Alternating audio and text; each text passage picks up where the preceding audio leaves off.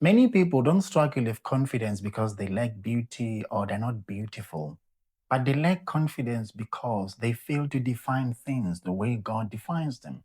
They fail to see things the way God sees them. You have so many people that are scared of tomorrow. They're anxious about stepping outside. They never get to live their life to the full because they always think that there's somebody better than them. They always think they saw another lady yesterday that has a better nose than theirs. They saw another lady yesterday that has her hair is quite full than theirs. They saw somebody with exquisite eyes. You see, here's the truth. There'll always be somebody who is better than you. There'll always be somebody who is way more beautiful than you. The Bible says something so amazing in Ecclesiastes chapter 1, verse number 8. It says, all things are full of weariness, a man cannot utter it. Then he says, the eye is not satisfied with seeing, nor the ear filled with hearing. It says, the eye is not satisfied with seeing.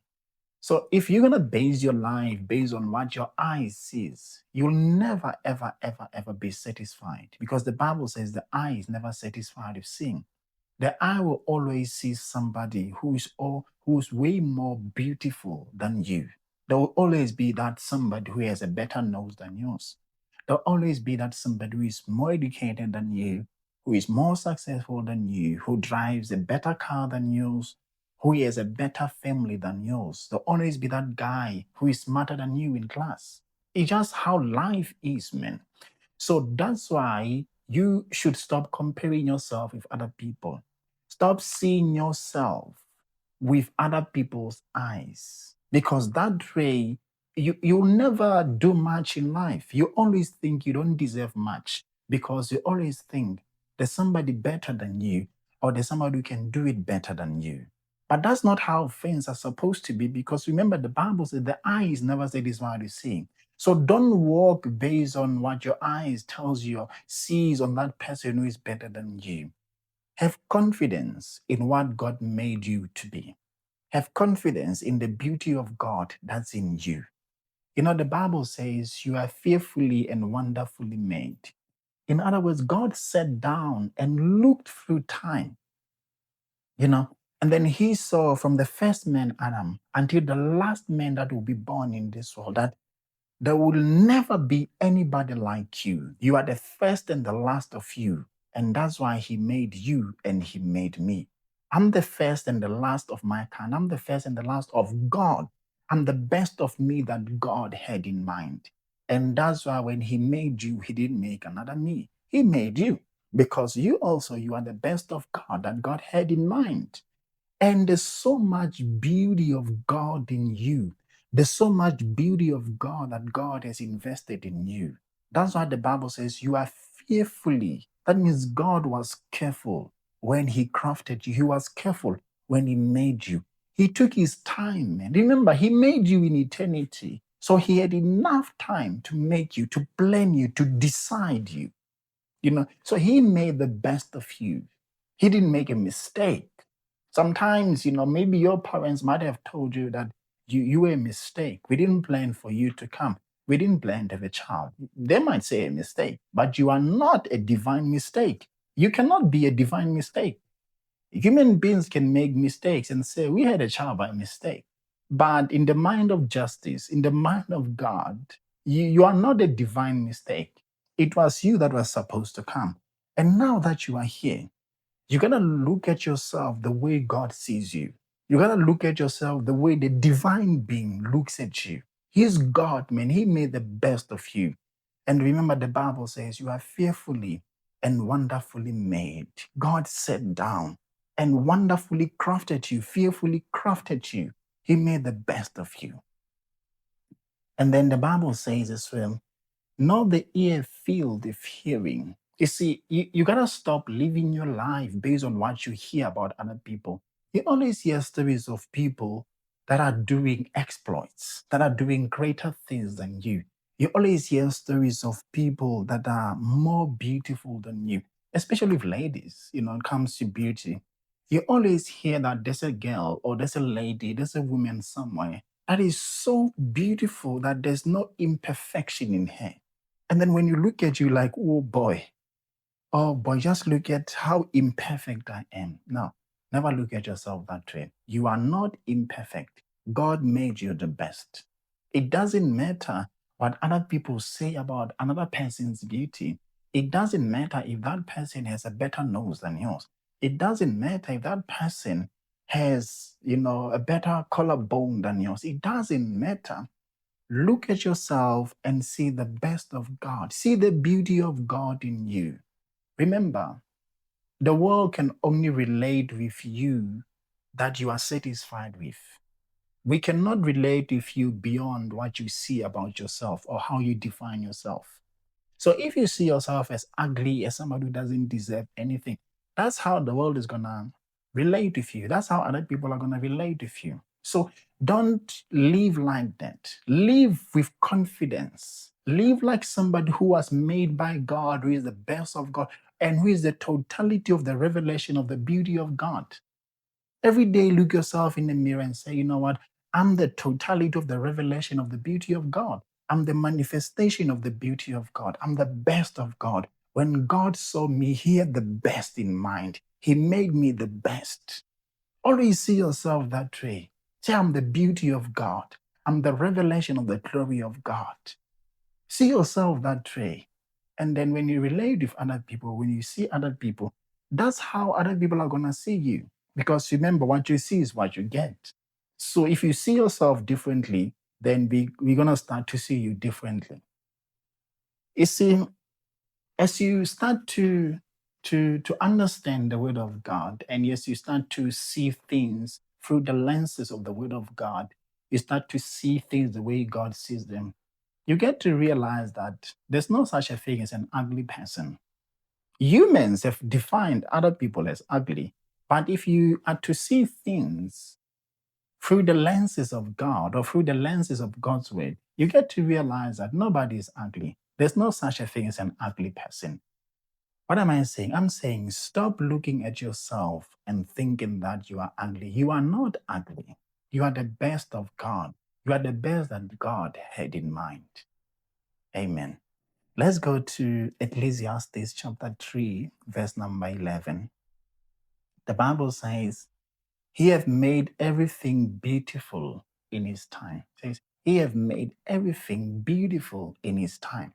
Everything that came out of God is full of beauty, man. It's full of glory. So the Bible says, He have made everything beautiful in His time, including you. You are the best of God. You are the best that God had in mind. So see yourself that way. Look at yourself that way.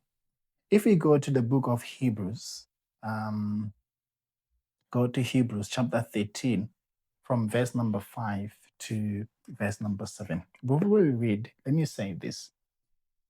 You have to be satisfied with who God made you to be and see the beauty of God in you and walk in that beauty. Because let's read here. The Bible says, let your conversations be without covetousness. So I'm reading the King James. When it says, let your conversations, the word conversation is manner of life. So it says, let your conversations be without covetousness. In other words, let your manner of life, don't envy other people. Don't live by and envying other people. It says, and be content with such things as you have. Be satisfied with what you have. Be satisfied with who God made you to be. Be satisfied with the beauty of God in you, because God made you the best. He had the best in mind when He made you, man. Look at yourself that way. Remember, I told you, if you are to live your life always checking who has a better nose, who has better hair, who is more educated, you will never, ever, ever, ever maximize your life or maximize your potential. You will never live the life that God predestined for you to live, because there will always be somebody who is better than you. There will always be somebody who is smarter than you. So the Bible says, let your conversations be without covetousness. Don't envy other people. Then it says, and be content with such things as you have. So be satisfied with what you have. Be satisfied with you. Be satisfied with who God made you to be. And then he says, for he have said, I will never leave thee nor forsake you. So God said that I will never leave you nor forsake thee. So be satisfied, be content with such things as you have, because God has made you the best man. I like to say it. Look yourself, take a picture of yourself, take a full picture of your body, of yourself, and look yourself in that. You can even print it out and look yourself and talk to that person and say, man, you are the best of God. You are the beauty of God. You are the best that God had in mind. Because you are way more beautiful than you think. You are way more beautiful than you think. So stop comparing yourself with other people. Stop seeing yourself the way other people see you. See yourself as God sees you. Let me make an example. The Bible says, when you read the story of Abraham, the Bible says before he became Abraham, he was called Abram. And Abram meant assumed father, somebody who is assumed to be a father, but is not necessarily a father. So the Bible says one day God came to him and said, Abram, leave your father's house, leave your country, leave your people behind, and go into a land that I will show you. Then the Bible says Abram packed up and left.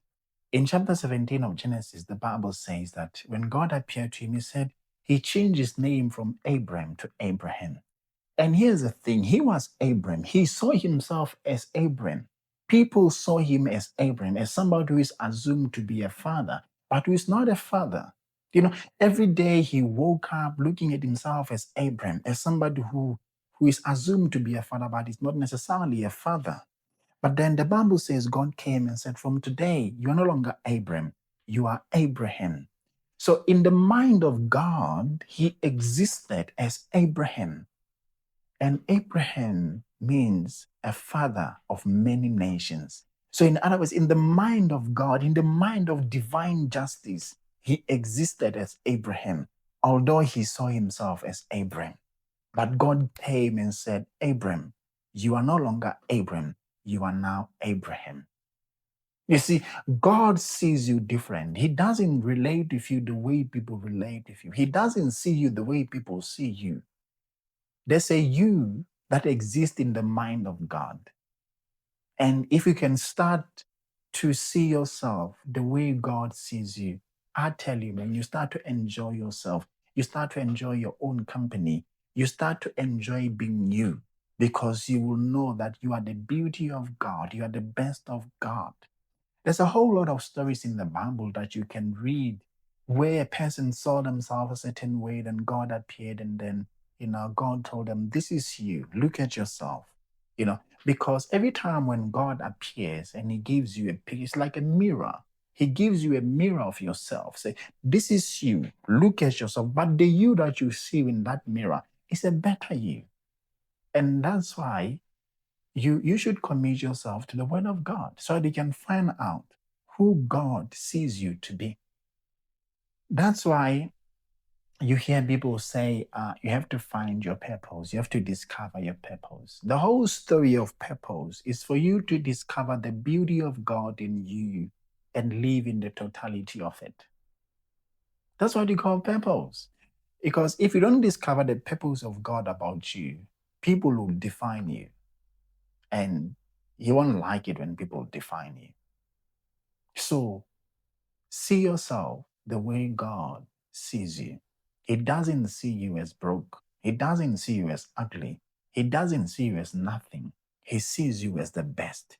He sees you as the revelation of his beauty, man. Remember, the Bible says he has made all things or everything beautiful in his time, including you.